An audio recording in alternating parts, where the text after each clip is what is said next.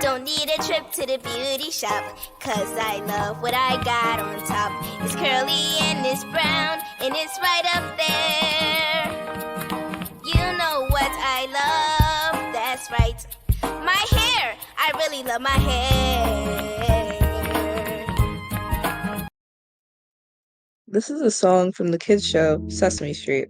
This had a monumental impact on many Black girls' lives as they learned to appreciate their hair. But wait, why did a video like this have such a significant impact? What's so different about Black hair? Those who are educated about it would just know that it's just a hair type caused by a tighter curl pattern. The reality is, not everyone is educated about Black hair, and this education happens far after childhood, if at all. This leads to severely damaging effects on Black girls. This issue occurs across primary educational spaces and needs to be resolved.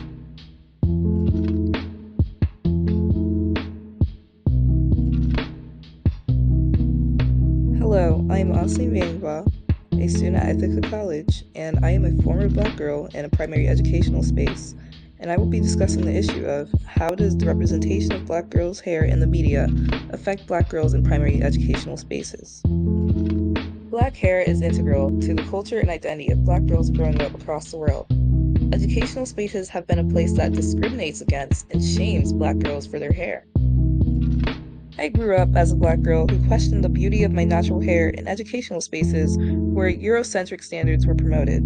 I recognize the significance of this problem amongst myself and other Black girls, as we have felt scrutiny when it comes to our natural hair. Discrimination against Black girls and their hair often goes unchecked by others within these spaces. Study by Asian Idera and J. Luke Wood resulted in the categorization of two microaggressions, the first being second-class status and the second being a presumption of defilement. These microaggressions came from both the peers and teachers of Black girls. These infer that Black hair is dirty and a person with it is worth less. Black hair referring to the texture of the hair or hair type worn by a Black person. This is very concerning because when Black girls grow up in environments such as this, their development is affected and they can start to develop self-hate.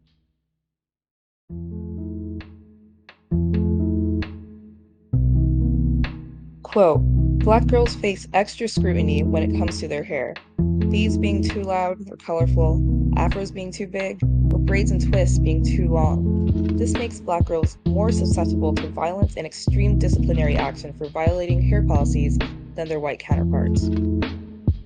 All of these styles are common with Black hair, but they are used as a consistent source of oppression in Black girls' educational spaces. This discrimination is unconstitutional.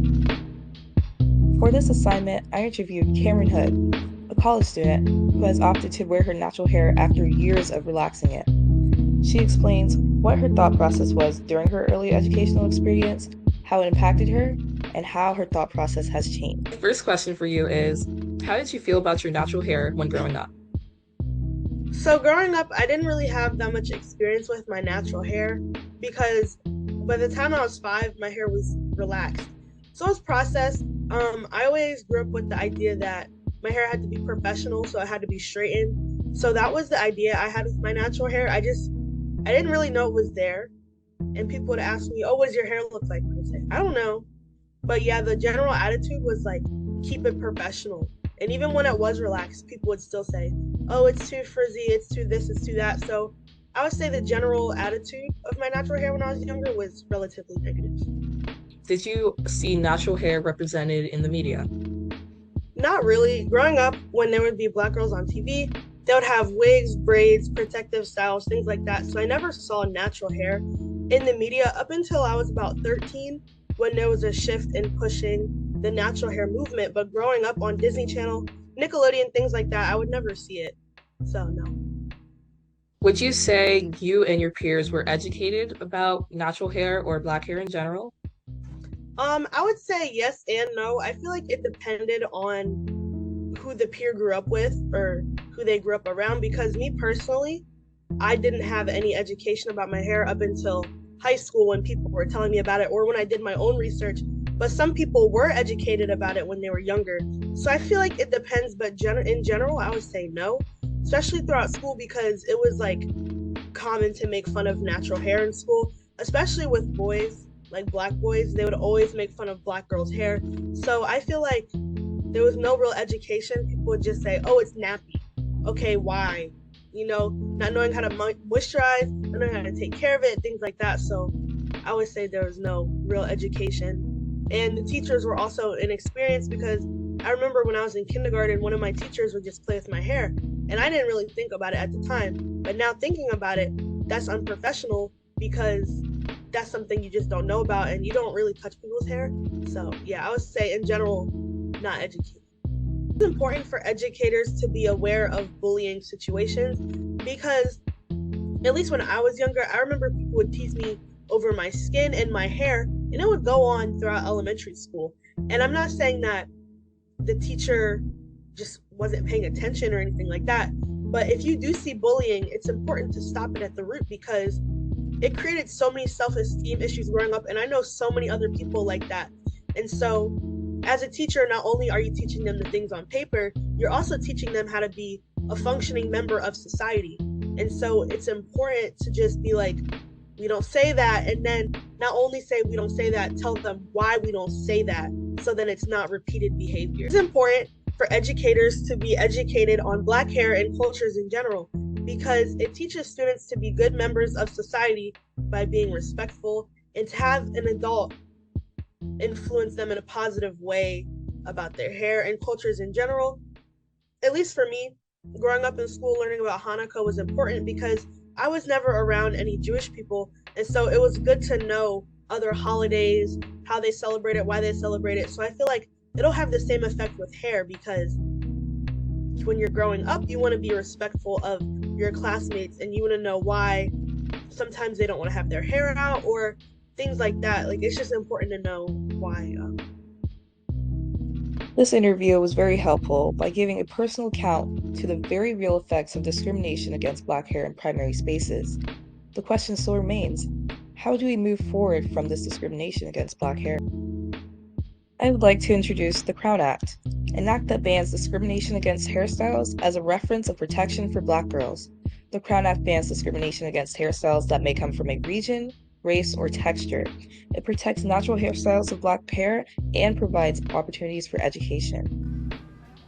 The article, Coming Through Representations of Black Girls' Hair in African American Children's Literature, published by educators Brooks Wanda M. and Jonda C. McNair, has an answer to how literature representing Black hair shapes children's values and beliefs. They found out that Black girls can learn to accept their hair by positive or neutral representation. Books have information that bring guidance and confidence to Black girls within these spaces. They can challenge negative stereotypes about Black hair in external spaces and enable Black girls to gain a crucial understanding of African American history so that they can feel confident within themselves. Another way to move forward from discrimination is through simple representation in TV shows. The effects from the song I Love My Hair from Sesame Street were mentioned earlier. In The Role of Television in Cultivating the Values of Pluralism and Cultural Diversity in Children by Glakova Anna A., it is explained why representation like this is positive for children.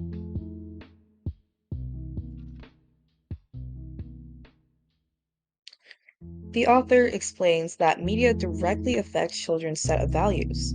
So when hateful or harmful values are shown on TV, children pick up on these social behaviors and can go on to replicate them.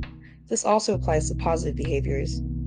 So the consensus is that diversity should be promoted on screen and children should watch diverse and multicultural media so they can replicate more healthy behaviors instead of negative ones. The final question is, who is responsible for these changes? What's on our bookshelves? The Diversity of Children's Literature in Early Childhood Classroom Libraries is a scholarly journal by Amanda Thane et al. That reveals a lack of diversity in the world of children's books. Study found that out of 1,169 books in 21 class libraries, there were only 30 books coded as being written with the primary goal of speaking to or providing representation of the experiences of underrepresented or marginalized cultural groups. With numbers such as these, it is crucial that teachers are responsible for providing students with more diverse content. They can do this by reaching out to organizations. Additionally, teachers can educate students about different cultures through perspective taking. This is introduced in Perspective Taking as Transformative Practice in Teaching Multicultural Literature to White Students by Amanda Hartling, Thane, et al. Perspective taking is when a new perspective causes tension with a student's original standpoint, and the student is taught that different ways of thinking exist and are worth exploring, even if they choose not to adopt these viewpoints. Teachers can initiate this through multicultural literature and interactive activities. Students gain familiarity navigating with people from different backgrounds in a healthy way. This includes their peers. As a Black girl, I would have appreciated it if students knew how to approach topics surrounding my hair or my culture. Overall, diverse media is a way to counter issues of discrimination commonly found in classrooms. Educators should be responsible for the distribution of this material to students. Especially with Black hair, multicultural literature, and representative media can help to promote positive development of perceptions, including self-perceptions of Black girls, provide a better educational space, and reverse negative representations and perceptions.